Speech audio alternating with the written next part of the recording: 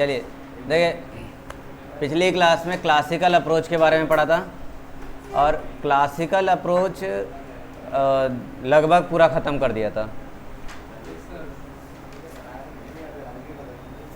Classical approach को almost हमने निपटा दिया था पूरा, जिसमें हमने ये देखा था कि फिशर क्या बोल रहा है। फिशर ने बोला mv equals to P T, ये इक्वेशन दे दी उसने।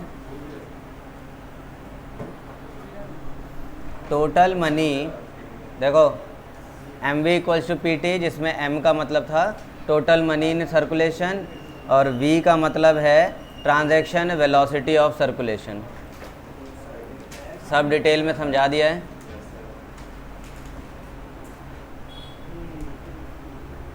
अगर फिर भी अगर किसी को कोई डाउट हो तो पूछ सकते हो, और भी अगर कोई डाउट हो तो देखा जाएगा बाद में।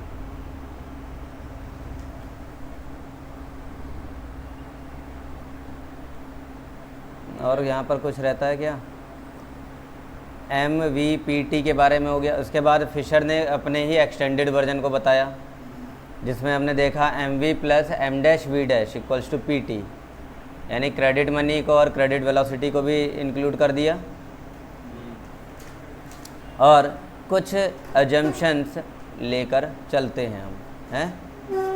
अजम्पशन में क्या था कि velocity in of money in A circulation V and velocity of credit money यानी V' रिमेन्स कांस्टेंट। ठीक है,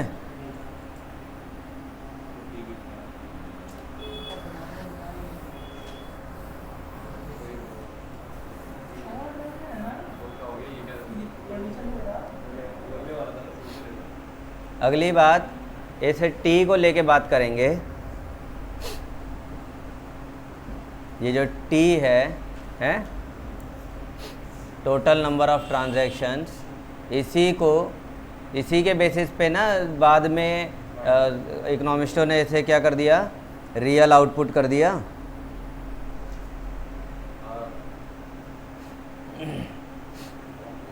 यानी यही इनकम हो गई।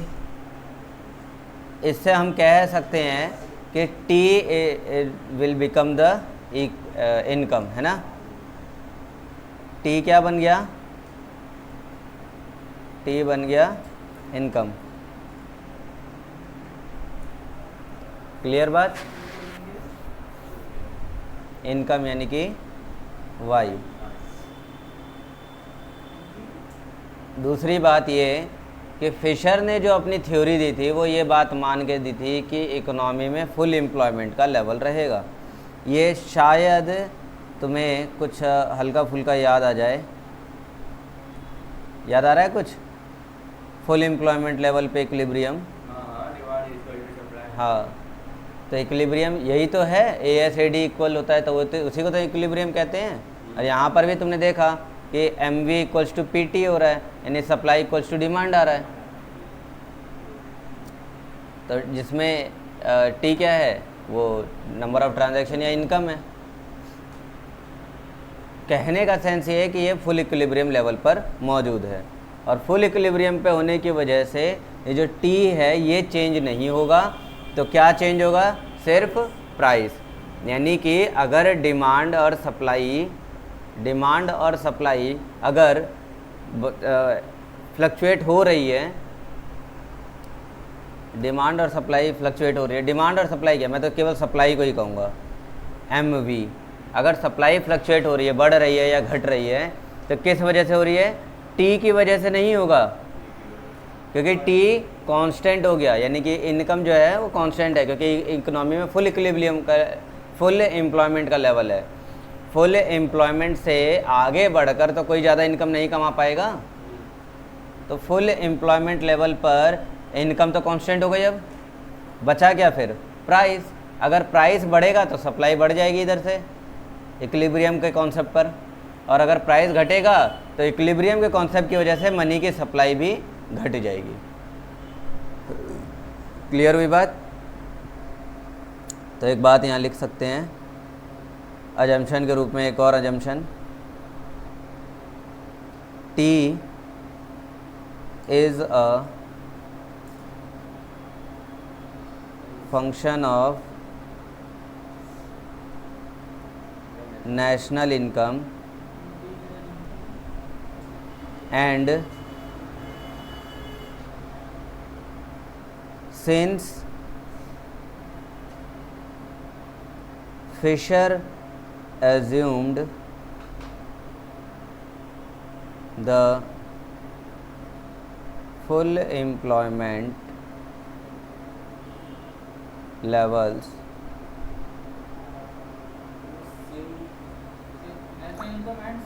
and T is a function of national income. T हमारे नेशनल इनकम का ही फंक्शन है, यानी अगर T बढ़ेगा तो नेशनल इनकम बढ़ेगी, इसलिए तो T को Y से कंपेयर कर दिया।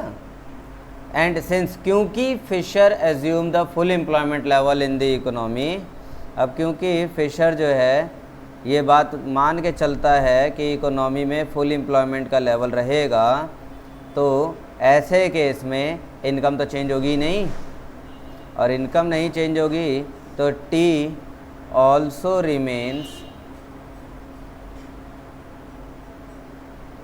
Constant in short run. तो T ये भी शॉर्ट रन में कांस्टेंट ही रहेगा।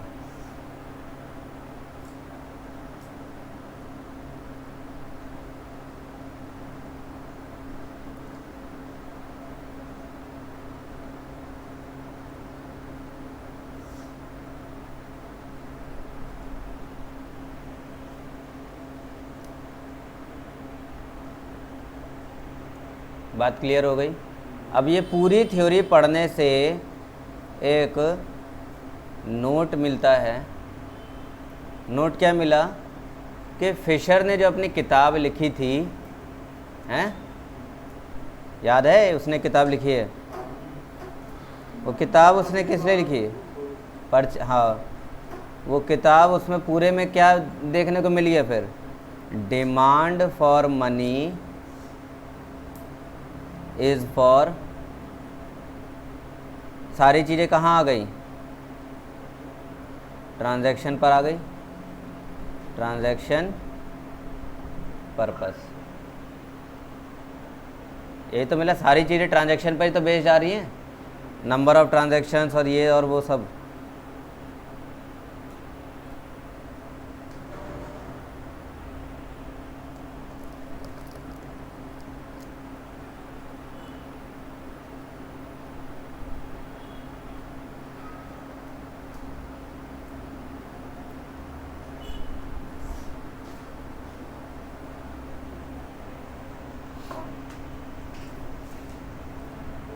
तो मज़ेदार बात यह है कि क्लासिकल अप्रोच ख़त्म हो गया। अच्छा, एक सवाल छोटा सा मेरा मन किया, बुक में है इसलिए पूछ रहा हूँ। ये नोट वाले सिस्टम नहीं आया था, इससे पहले मनी इस्तेमाल हो रहा था कुछ? कॉइन, और कॉइन नहीं थे तो? गोल्ड नहीं था तो?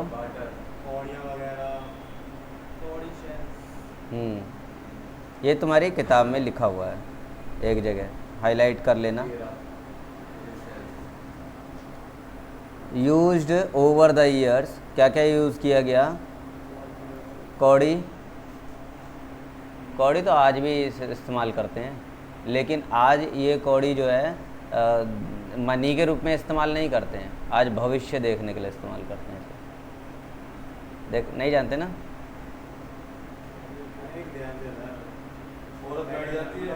हैं? हाँ, वो लेके और ऐसे ऐसे इससे नहीं खेलते थे लूडो, शतरंज खेलते थे इससे। एक आता था शतरंज जैसा ही खेल खेलता, वो सरगोटी कहा जाता उसे। आज उसे गोल कॉइन सा होता है, उसे लेके ऐसे क्रॉस करते हैं और कटते हैं। आगे देखें, बर्ली और पेपर कॉर्न। काली मिर्च, काली मिर्च को इस्तेमाल किया जाता है मनी, किया जाता था मनी के लिए। गोल्ड, फिर उसके बाद सिल्वर, तो चलते रहे। फिर आया फिएट मनी। उसके बाद तो दिक्कत ये हुई कि दिक्कत क्या हुई, तो दिक्कत कुछ नहीं हुई, बस ये होता था कि यहीं पे इन्हें कैरी करना बड़ा मुश्किल होता था। चलो ये तो पेपर कॉर्न है, कौरी शेल, ये सब तो जो है थोड़े ठीक ठाक थे, ज़्यादा वजनदार नहीं थे। लेकिन ये गोल्ड सिल्वर चोरी हो गया तो आदमी लुट जाए, है ना। तब आए फिएट मनी, नोट, फिर उसमें और इवॉल्व होते चले गए तो फिड्यूसरी पे आ गए, जिसमें कार्ड आ गया और चेक वेक सारी चीज़ें आ गई। ठीक है, तो ये बात तुम्हारा हो गया, demand for money, classical approach. कुछ अगर छूट जाए तो माफ़ करना और बता देना। कैम्ब्रिज, बात करेंगे हम कैम्ब्रिज की। कैम्ब्रिज अप्रोच, नाम से समझ में आ रहा है कि कैम्ब्रिज तो सबको पता है एक बहुत बड़ी यूनिवर्सिटी है? कैम्ब्रिज यूनिवर्सिटी बहुत बड़ी यूनिवर्सिटी है। माना जाता है कि कैम्ब्रिज से पढ़ा हुआ बच्चा वो पढ़ा लिखा ही होगा।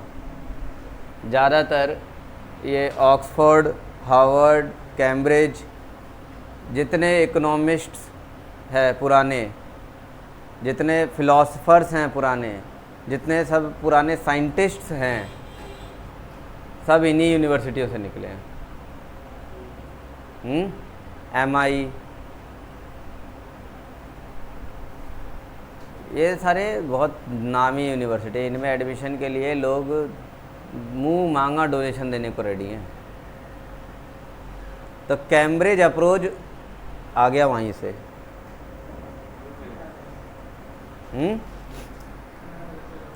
क्या ऐसा कोई हमारे यहाँ बनता है दिल्ली यूनिवर्सिटी अप्रोच? नहीं बनता। उसका रीज़न पता है? ऐसा, इसका रीज़न, वहाँ बच्चे पढ़ते हैं, वहाँ के बच्चे पढ़ाई पे फोकस रहते हैं, और यहाँ के बच्चे स्कूल में जाके रील्स बनाते हैं, कॉलेज में जाके रील्स बनाते हैं। ये स्कूल सोचता है और वहाँ के लोग ना काम पे ध्यान देते हैं। हाँ, यहाँ भी काम पे ध्यान देते हैं, यहाँ किसी दूसरे सूत्र पे ध्यान देते हैं। वहाँ के बच्चे पढ़ने जाते हैं ना, तो उनके अंदर पैशन रहता है पढ़ाई का, कुछ करने का, कुछ एक जुनून रहता है। और यहाँ पर भारत में कॉलेज में बच्चे उधर टीचर है, यहाँ बच्चे हैं और पतली कमरिया कर रहे होते हैं।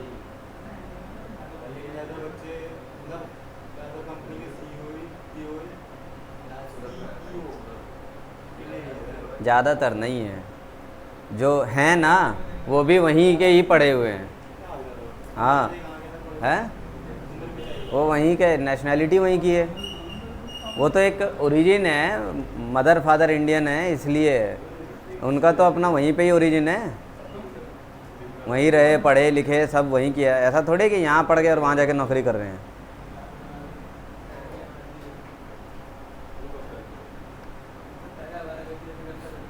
ये जो इंग्लैंड के जो वो है प्राइम मिनिस्टर, क्या नाम है उनका, ऋषि करके कुछ नाम है ना, मैं नाम भूल रहा हूँ उनका, ब्रिटेन के प्राइम मिनिस्टर।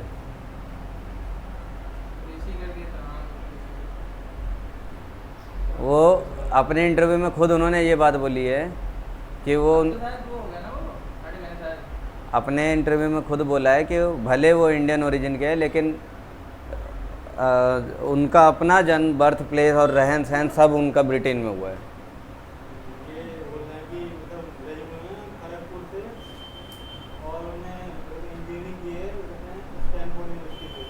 स्टैनफोर्ड है ना, आ गया ना बाहर से।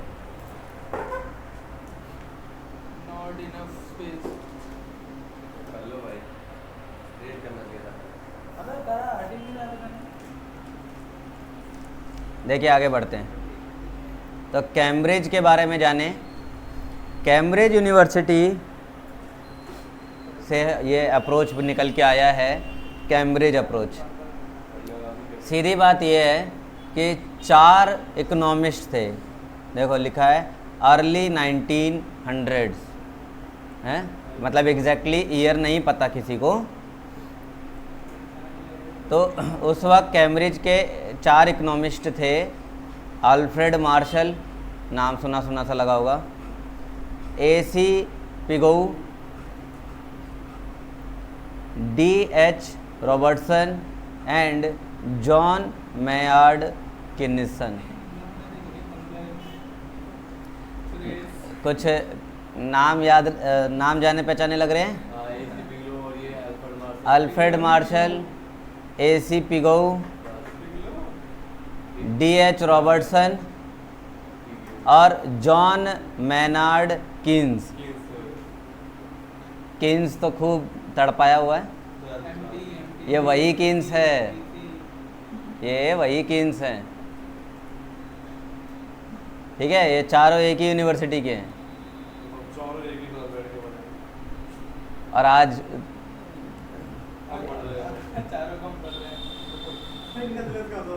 है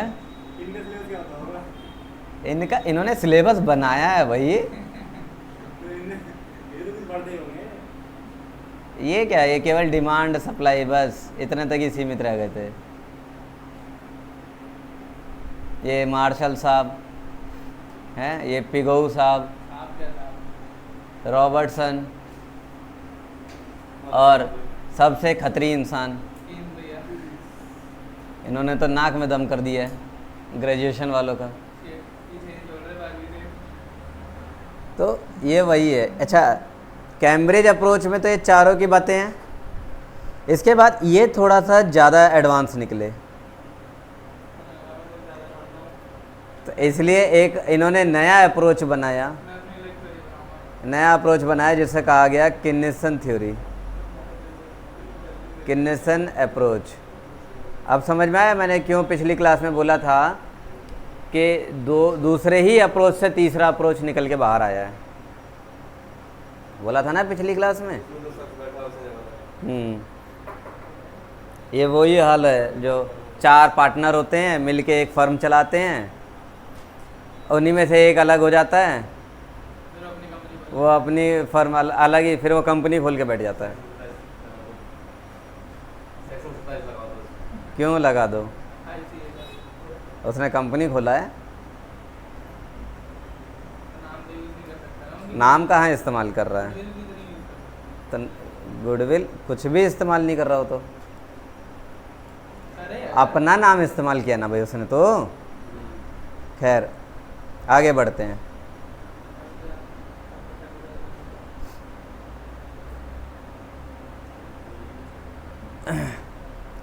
तो पहली बात तो ये कि ये 4 लोग हैं, इनके चारों के नाम याद करने पड़ेंगे, ठीक है।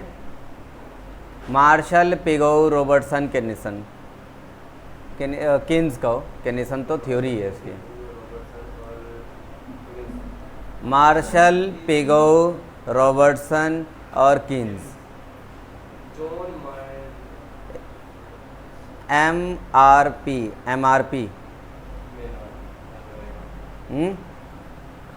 MRP maximum retail price. Marshall, Robertson, Pigou, ठीक है।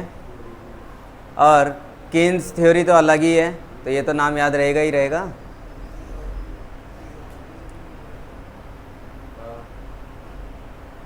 पहली बात तो ये हो गई।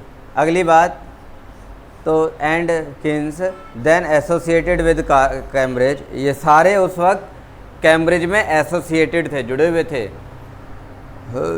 Put forward a fundamentally different approach to quantity theory.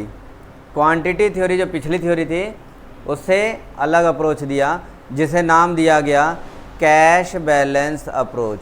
जिस तरह से क्लासिकल अप्रोच को QTM दिया था, QTM नाम दिया था ना, ऐसे ही कैम्ब्रिज अप्रोच को कैश बैलेंस अप्रोच नाम दिया जाएगा।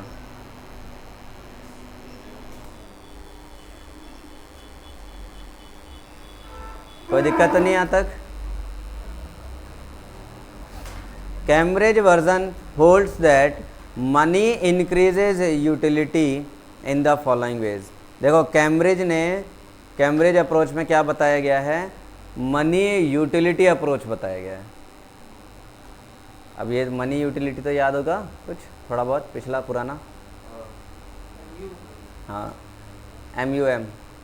तो मनी ये बता रहा है कि मनी जो है इंक्रीज करता है यूटिलिटी को दो तरीकों से। क्लियर? मतलब मनी की डिमांड करेंगे तो यूटिलिटी बढ़ जाएगी। दो तरीकों से बताया इसने। पहला, enabling the possibility of split up of sale and purchase of two different points of time rather than being stimulus. बहुत गजब लाइन लिख दी ना। दूसरी बात, being a hedge against uncertainty. तो ये दो बातें हैं, तुम हेडिंग डालो और फटाफट लिखो इसे। पहले तो यही लिखोगे, कैम्ब्रिज अप्रोच में चारों इन इकोनॉमिस्टों के नाम लिखने हैं। अर्ली 1900, सन भी याद रखना है। ये सारा इम्पोर्टेंट पार्ट है इसमें। देखिए अभी काउंटिंग होने तो दो उसे। मनी की supply as per the Cambridge approach दो बातों पर डिपेंड करती है। नंबर 1 बात, enabling the possibility of split of sale and purchase to two different points of time rather than being stimulus simultaneous. Stimulus आ रहा था, साइमल्टेनियस।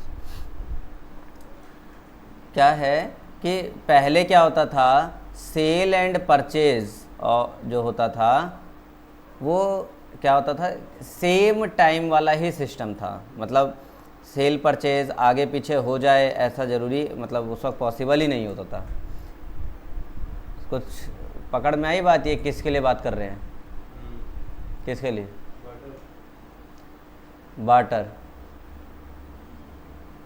Barter system. तो यही तो होता था, सेल परचेज जो है एक ही टाइम पर होना, आगे पीछे का इसमें कोई झंझट नहीं है। तो इसी को क्या कर दिया, sale purchase two different point of time पर हो सके, अब इसको पॉसिबल बना देता है। कैम्ब्रिज अप्रोच के अकॉर्डिंग मनी का supply to different commodity sale purchase two different time पर पॉसिबल कर देता है। पहली बात समझ में आ गई? ये तो है कैम्ब्रिज अप्रोच के अकॉर्डिंग मनी सप्लाई का पहला काम। दूसरा काम, being a hedge against uncertainty. Hedge against uncertainty मतलब कि अनिश्चित अवस्थाओं से अपने आप को बचाने का काम मनी के जरिए, यानी मनी सप्लाई करके हो सकता है। यानी storage of value, storage of, तो ये तो सारे पढ़े पढ़ाए हैं, नहीं पढ़े? अरे ये बार्टर सिस्टम को एलिमिनेट करना और वैल्यू स्टोर करना, ये तो मनी के फंक्शन में लिखवा ही दिया है मैंने, फंक्शन ऑफ मनी। तो ये वही है, बस वहाँ अप्रोच के नाम नहीं लिखे हुए थे। यार नाम लिख के आ रहे हैं।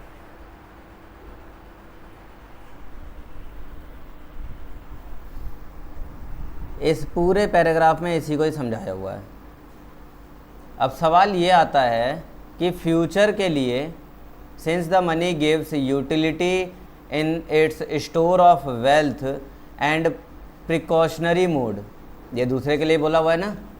मनी हमें क्या देता है, यूटिलिटी दे रहा है, क्योंकि हमें स्टोरेज मिल रही है, मनी को स्टोर कर सकते हैं, और मनी की वजह से हम प्रिकॉशन महसूस कर पा रहे हैं। मनी स्टोर करके, स्टोर करना वो प्रिकॉशन ही तो है। तो ये दोनों ही पॉसिबल हो जा रहे हैं। तो सवाल ये है कि one can say that money is demanded for itself. तो ये कहा जा सकता है, कैम्ब्रिज अप्रोच के अकॉर्डिंग कहा जा सकता है कि money is demanded for itself.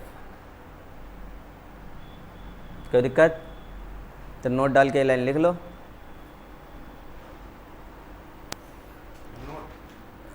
Money is demanded for itself.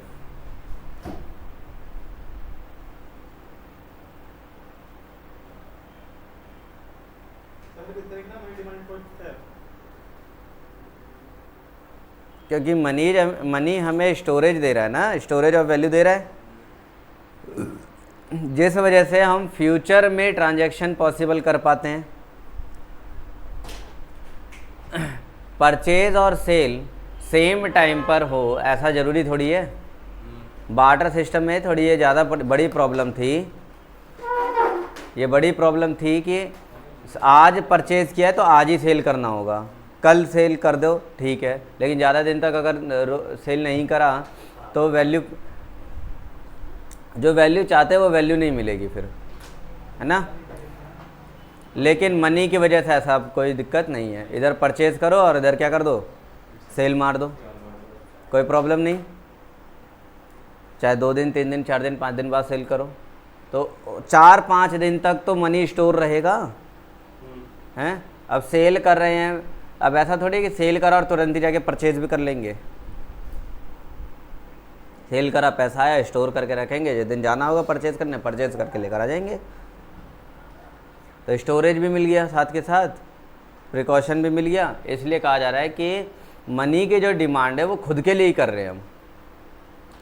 आज मनी डिमांड करेंगे, इससे होगा क्या कि खुद मनी क्रिएशन हो जाएगा इससे।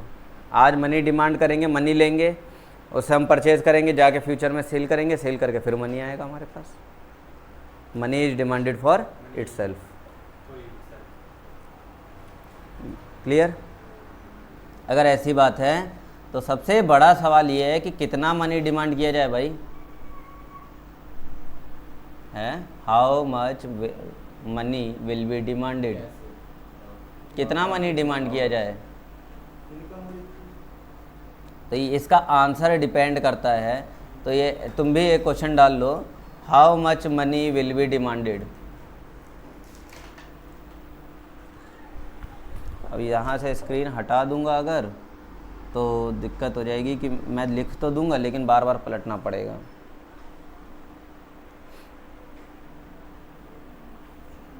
बुक दिखाओ।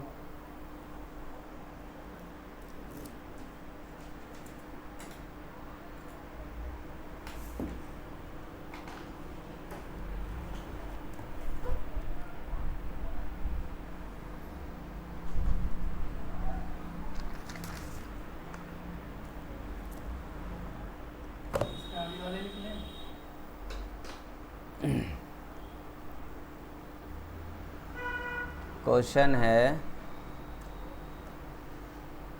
How much money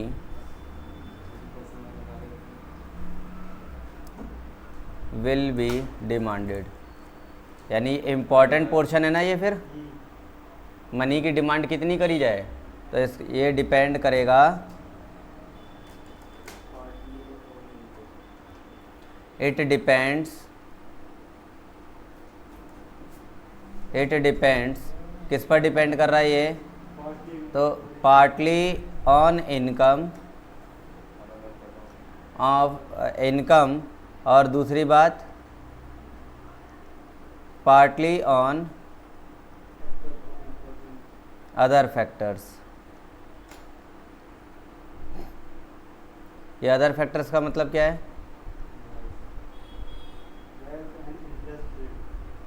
wealth, interest rate.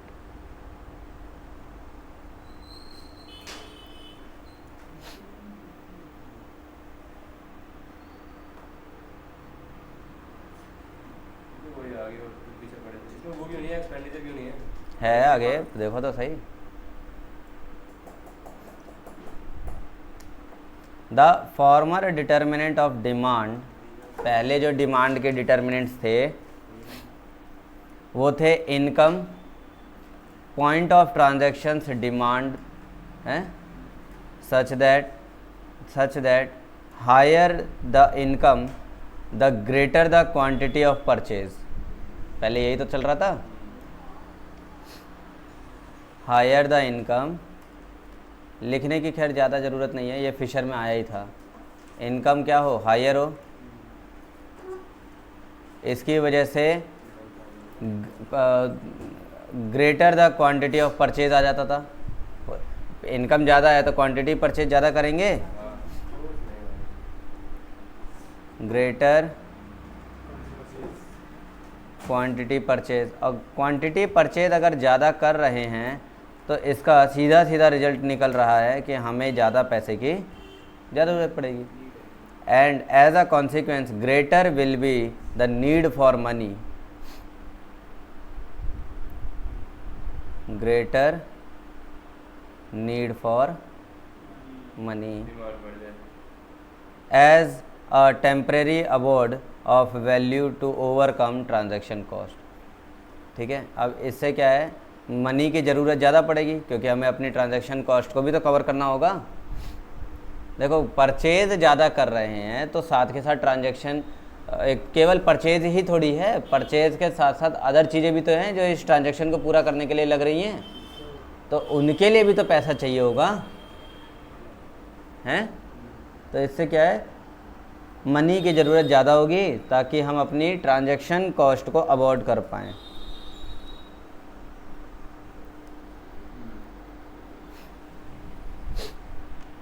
The demand for money was primarily determined by the need to conduct transactions।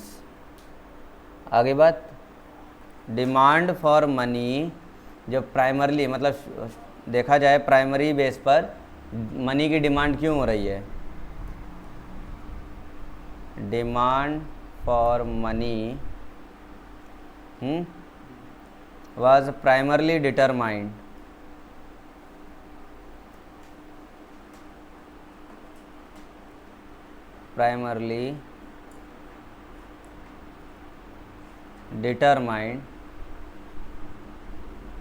तो डिटरमाइन करने का तरीका है बाय नीड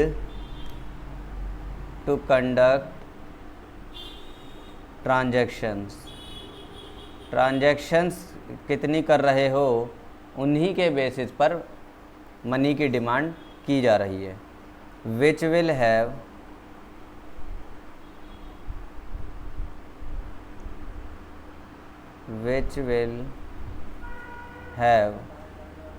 a positive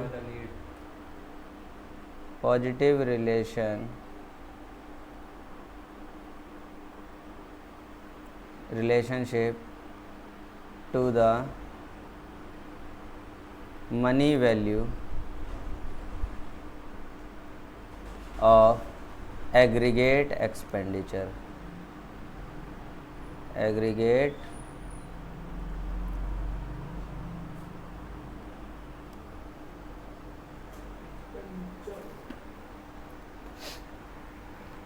अब इस लाइन से डिमांड फॉर मनी जो है अच्छे से क्लियर हो जाएगा तुम्हें। ये पूरी जो लाइन है इससे तुम्हें डिमांड फॉर मनी अच्छे से क्लियर हो जाना चाहिए कैम्ब्रिज अप्रोच का।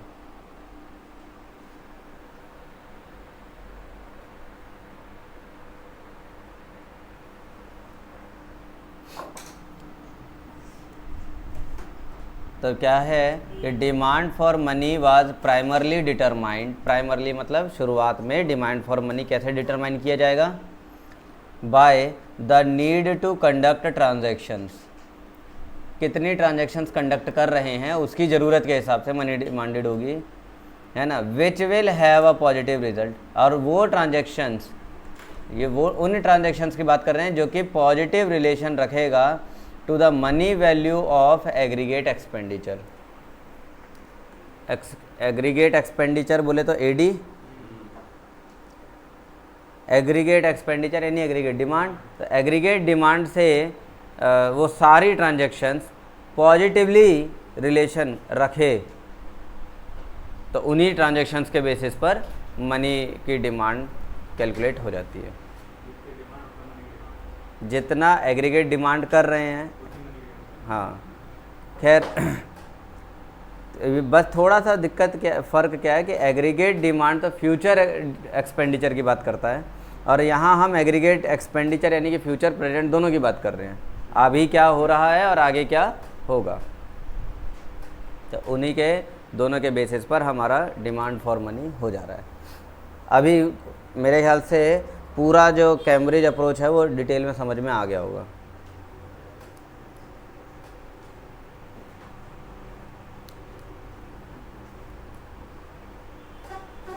ये वाली जो लाइन थी ये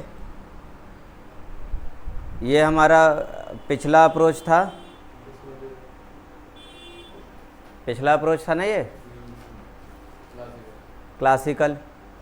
क्लासिकल के ही बेसिस पर, या यूँ कह लो कि थोड़ा सा मिलता जुलता तो क्लासिकल जैसा है। बस क्लासिकल में क्या बोला, हायर इनकम के बेसिस पे चले हैं। इनकम ज़्यादा होगी तो मनी की डिमांड ज़्यादा होगी, और यहाँ पर एक्सपेंडिचर ज़्यादा होगा तो मनी की डिमांड ज़्यादा होगी।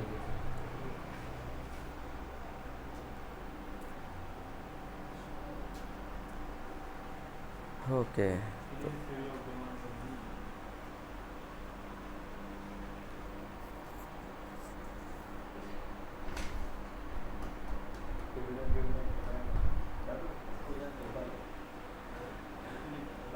तो यहाँ इन्हीं सारे अवधारणाओं के आधार पर कैम्ब्रिज अप्रोच ने मनी फंक्शन हमें दे दिया।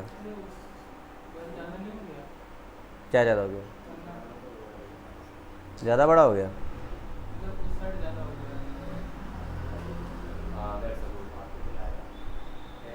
ज़्यादा उधर खिसक गया है क्या?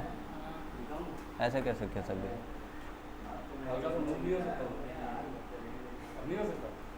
उसे कस दिया मैंने, टाइट कर दिया है।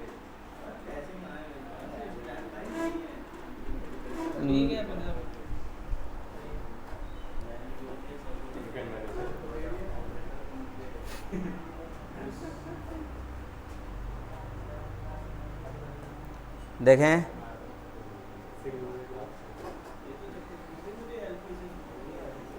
अरे देखो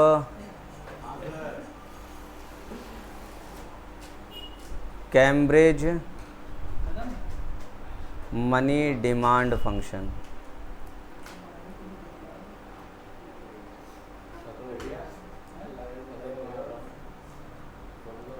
कभी सोचा था कि वो बातें जो 12th में इतनी जल्दी आसानी से ये बस 2 लाइनें बोल के ख़त्म कर दी, उन पे एक अप्रोच भी मिल जाएगा पूरा पढ़ने को? नहीं सोचा होगा, मैं जानता हूँ।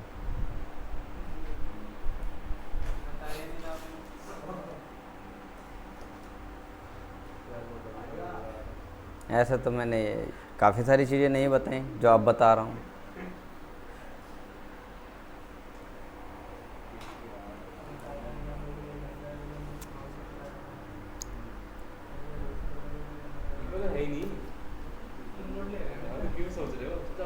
क्या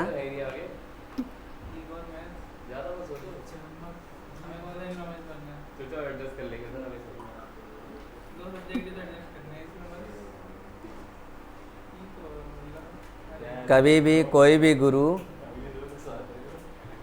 ये हमारे सभी ग्रंथों में भी लिखा है कि कभी किसी गुरु ने अपने शिष्य को ब्रह्मास्त्र पहली ही क्लास में नहीं दे दिया है। और सर कभी किसी गुरु ने पूरा ज्ञान नहीं दिया शिष्य को? नहीं, गुरु ही है जो अपना पूरा ज्ञान अपने शिष्य को देता है। गुरु वशिष्ठ ने अपना पूरा ज्ञान दिया, गुरु द्रोण ने अपना पूरा ज्ञान दिया, पूरा ज्ञान दिया, बस लेने वाले ने लिया नहीं। अर्जुन ने लिया पूरा ज्ञान, दुर्योधन ने पूरा ज्ञान नहीं लिया।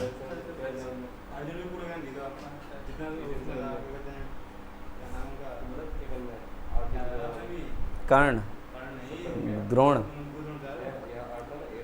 पूरा ज्ञान था। कभी हो सकता है एक दिन ऐसा आए, मैं एक लाइन बोल दूं तुम्हें कि मेरे पास जितना ज्ञान था मैंने वो तुम्हें सारा दे दिया आज। हो सकता है एक दिन आ जाए ऐसा, और वाकई में जितना मेरे पास ज्ञान होगा तुम्हारे अपने जीवन के लिए, जितना मेरे पास रखा है वो मैं सारा दे दूंगा। लेकिन सिर्फ गुरु ही है जो अपना सारा ज्ञान देता है, इसके अलावा और कोई कभी अपना पूरा ज्ञान नहीं देता।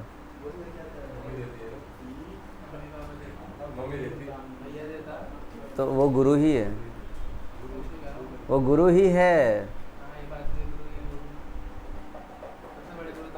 हाँ, आपने सर वहाँ देखा जब लवकुश कांड था महाभारत में, तो सही रामायण में, तो जब वो लवकुश के गुरु थे तब बात चलती है यार ये वाली बात कि गुरु अपना पूरा अगर गुरु अपना पूरा ज्ञान, गुरु अपना पूरा ज्ञान अगर नहीं देता है तो हर एक अगली पीढ़ी में ज्ञान का जो स्तर है वो छोटा होता चला जाएगा। लेकिन ऐसा नहीं हुआ है, ज्ञान का स्तर छोटा होने के बजाय बढ़ता गया है। हाँ पहले के लोग हाँ कितने ज्ञानी थे। मैंने कहा ना, लिया नहीं, दिया है लेकिन लिया नहीं। अभी मैं यहाँ पर दे रहा हूँ, हैं, क्या सारा ले ही लिया? जितना दिया कुछ ना कुछ आपके फिर भी रह जाएगा, आपको लगेगा कि आपने वो कुछ चीज़ें वो रहेंगी जो तुम्हारे मतलब की नहीं है, जो किसी और के मतलब की हैं, वो मेरे पास रखी हैं, मैं वो उसे दूंगा, तुम्हें नहीं दूंगा। तुम्हारे मतलब की जो है वो मैं तुम्हें दे दूंगा, तो वो पूरा तुम्हें मिल जाएगा। तो तब बोलते हैं कि अपना मतलब देखना था आप। देखिए, डिमांड फंक्शन के बारे में देखेंगे। Money demand function, Cambridge money demand function. हाँ, यहाँ ध्यान दो। तो मनी का डिमांड फंक्शन बोले तो मैड, MD is equals to KPY।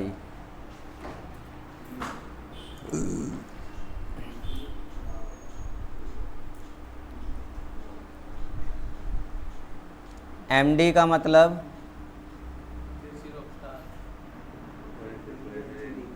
छपरी का पना मत करो यहाँ, यह है demand for money, demand for money. MD बोले तो डिमांड फॉर मनी। K का मतलब constant proportion,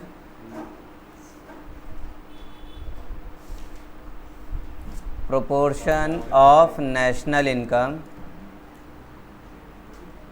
national income that people want to hold as cash balance। के मतलब इनकम का वो हिस्सा जिसे लोग अपने पास होल्ड करने की चाह रखते हैं।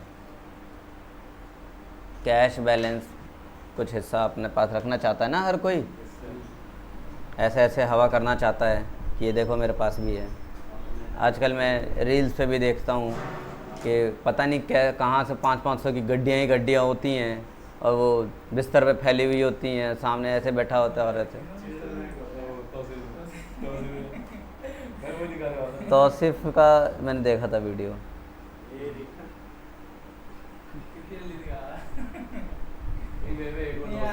ये नहीं, तौसीफ का मैंने देखा था, नोट ही नोट ऐसे। हाँ, देखा था मैंने।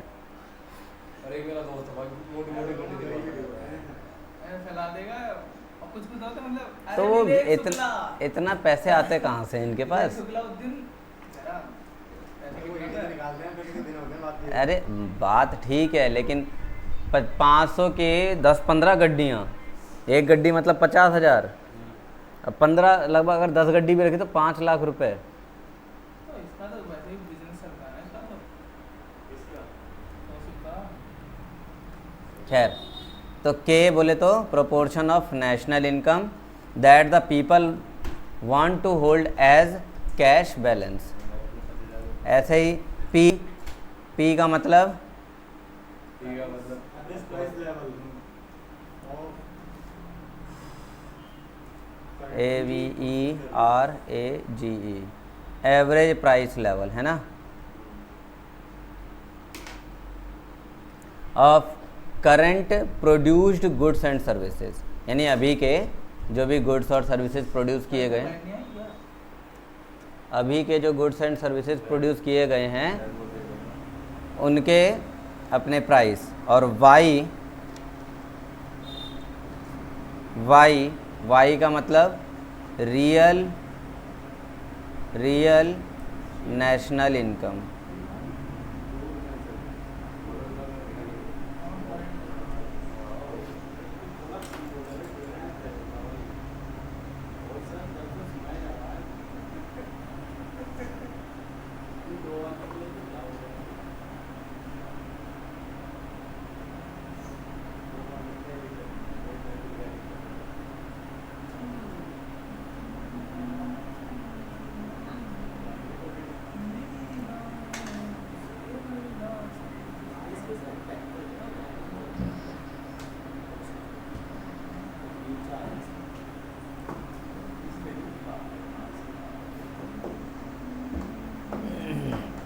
देखिए, अब यहाँ मनी का डिमांड पता चल करना है हमें। मनी डिमांड फंक्शन हमें क्या बता रहा है, एम डी इक्वल्स टू के पी वाई, मतलब किसी इकोनॉमी में एवरेज प्राइस लेवल क्या है और वहाँ की रियल इनकम, नेशनल इनकम क्या है। ठीक है, जो भी इसका जो रिजल्ट रहेगा, पी वाई का जो रिजल्ट रहेगा, उस पर एक प्रोपोर्शन लगाया जाएगा, यानी इतना % पब्लिक कैश होल्ड करना चाहती है और जितना % वो कैश होल्डिंग आएगा वही मनी डिमांडेड है।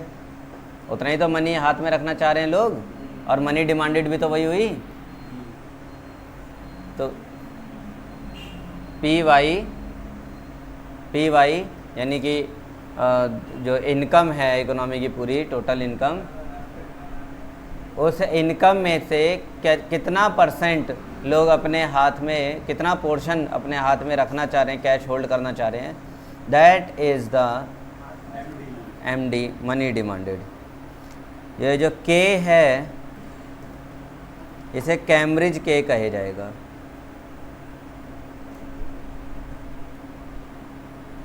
लिख लो, के इज कॉल्ड, स्मॉल के है ये, के इज कॉल्ड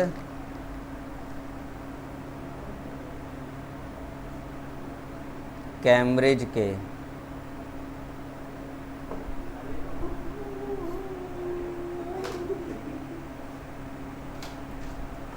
हो गया सारे 11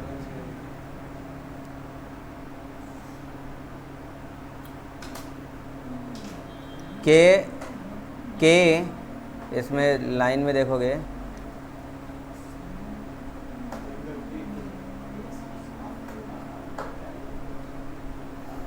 द टर्म के in the above equation is called Cambridge के। और ये जो के है ये क्या है, ये एक पैरामीटर है। के is the parameter reflecting economic structure, reflecting economic structure, economic structure को ही बता देता है के, and monetary habit, economic structure को बता रहा है और मॉनेटरी हैबिट को बता रहा है। नेमली, अब इकोनॉमिक स्ट्रक्चर को अगर बताने की बात करेंगे तो इकोनॉमिक स्ट्रक्चर का मतलब क्या है, the ratio of total transaction to the income. Economic structure का मतलब हुआ, लिख लो, कि हमें क्या समझा रहा है, कि हमें बता रहा है कैम्ब्रिज के इकोनॉमिक स्ट्रक्चर बता रहा है इकोनॉमिक स्ट्रक्चर बताता है और मॉनेटरी हैबिट बताता है। मॉनेटरी हैबिट्स बताता है। इकोनॉमिक स्ट्रक्चर को अगर पता लगाना है तो उसका तरीका है ratio of total transactions to income. And monetary habit की बात करेंगे तो the ratio of desired income, desired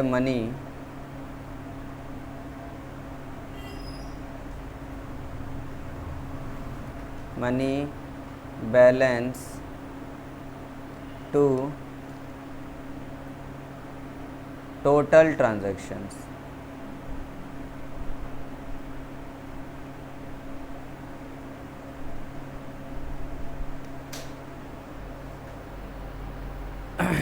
के हमें दो बातों को रिफ्लेक्ट कर रहा है, बताता है।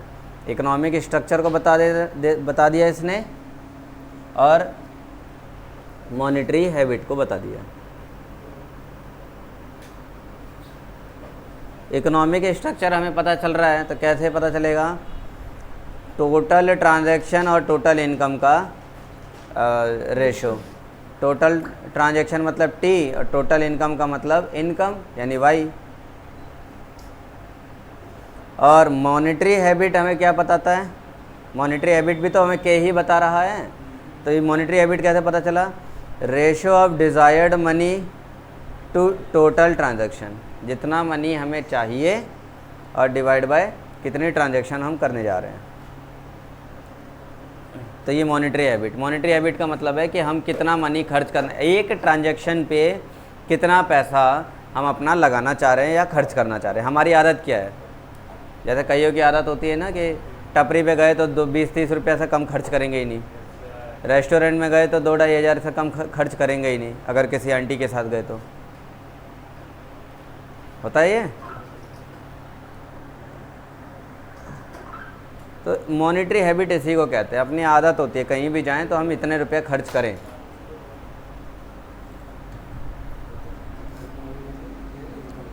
पॉइंट समझ में आ रहा है? यहाँ से कन्फ्यूजन तो नहीं रह रही कोई? इधर ध्यान दे लो थोड़ा।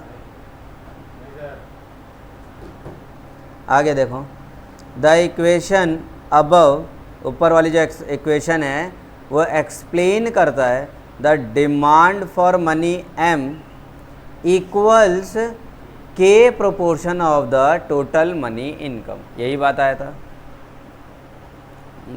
डिमांड फॉर मनी उतना ही है जितना मनी इनकम का कुछ प्रोपोर्शन हम पब्लिक होल्ड करना चाह रही है, उतना है। जितना पब्लिक होल्ड करना चाह रही है डिमांड फॉर मनी उतना ही है।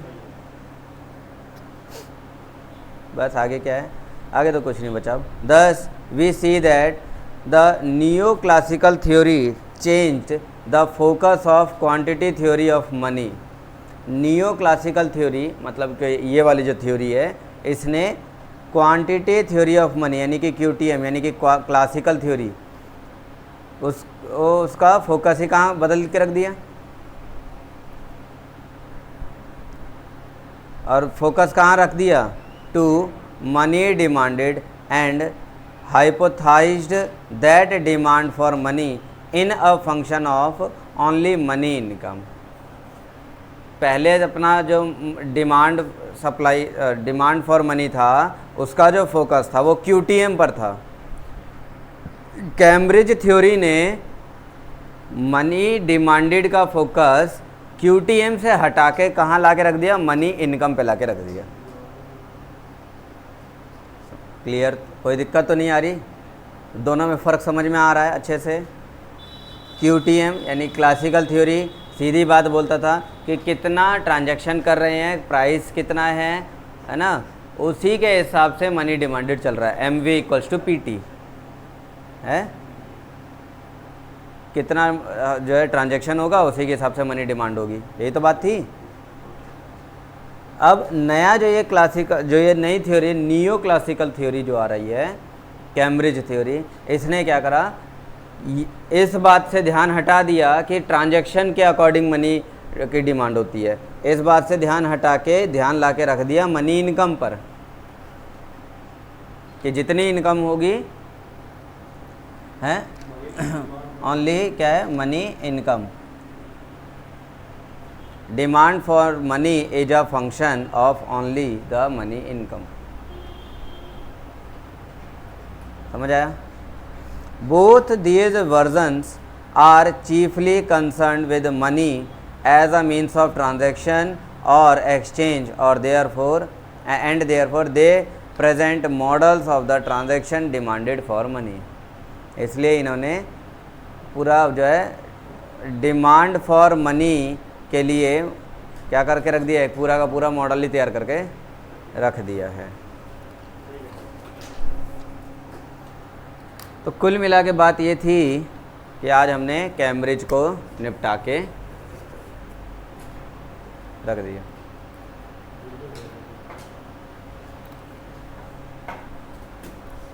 आगे क्या बचता है?